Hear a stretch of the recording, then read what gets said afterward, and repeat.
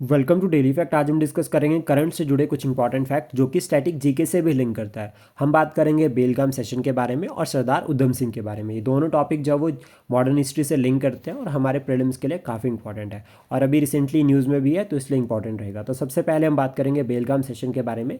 बेलगाम session जो है वो 1924 में हुआ था आईएनसी का, और इसको अभी जो है वो 100 ईयर्स जो है वो कंप्लीट हो गए हैं। तो दैट मीन्स ये इंपॉर्टेंट हो जाता है क्योंकि 100 साल हुए हैं, तो इंपॉर्टेंट रहेगा। इस सेशन को प्रिसाइड किया था महात्मा गांधी जी ने, और ये अकेला सेशन है जिसको महात्मा गांधी जी ने प्रेसाइड किया था।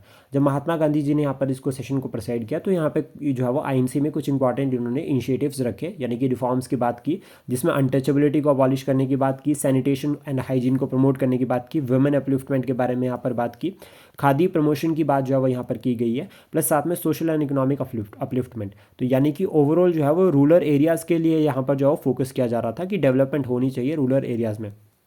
देन उसका हिंदू मुस्लिम यूनिटी के लिए भी जो है वो ये सेशन इंपॉर्टेंट रहता है। और कल्चरल पॉइंट ऑफ व्यू से अगर हम बात करें, तो देखो कल्चर के पॉइंट ऑफ व्यू से यहाँ पर हैंडलूम को प्रमोट किया गया। तो यहाँ पर टारगेट था कि कल्चर के साथ साथ इकॉनमी भी ग्रो करेगी, स्पेशली रीजनल इकॉनमी। तो ये टॉपिक अभी बहुत इंपॉर्टेंट रहेगा। देन उसके बाद सरदार उधम सिंह के बारे में अगर हम बात करें, तो 26 दिसंबर जो है वो उनका बर्थडे, हम जो है वो बर्थ एनिवर्सरी इन्होंने जो अभी हमने जो रिसेंटली जो है वो सेलिब्रेट करी। और प्राइम मिनिस्टर ने ट्रिब्यूट पे किया, जो सेक्रीफाइस जो है वो उधम सिंह जी ने हमारी फ्रीडम स्ट्रगल में हमारे लिए स्पेशली इन्होंने दिया। और इन्होंने जनरल डायर को, या अगर हम बात करें जो डायर था, मिचेल ओ डायर, ठीक है, जो उस टाइम पे गवर्नर था, उसको जो है वो असिसनेट किया। और इसको असिसनेट इन्होंने किया 13 मार्च 1940 में। ये वहाँ गए थे लंदन, और वहाँ पर जाकर जो है उन्होंने मारा था। और इसके बाद जो है उनकी डेथ भी जो है वो है, उनको मतलब वहीं पर फांसी दे दी गई थी 31 जुलाई 1940 में। अब बेसिक अगर हम बात करें, तो इनका बर्थ जो है 26 दिसंबर 1899 में संगरूर पंजाब में हुआ था। और पेरेंट्स जो है वो पेरेंट्स मतलब इनकी डेथ जो है जब ये छोटे थे तभी इनके पेरेंट्स की जो है वो डेथ हो गई। उसके बाद जो है वो एक ऑर्फनेज में रहे थे अमृतसर।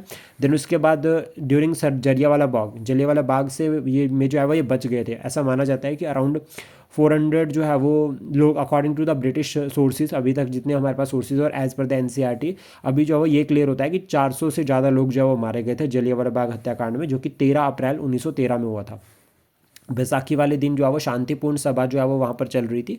और जो जो डायर था मिलिट्री जनरल, उसने जो है वो विदाउट एनी वार्निंग जो है वो शूट कर दिया। तो इसकी वजह से जो है वो काफ़ी जो है वो पूरे देश में जो है वो एक रोष की लहर फैल गई थी, ठीक है, और एंटी ब्रिटिश प्रोटेस्ट चले थे।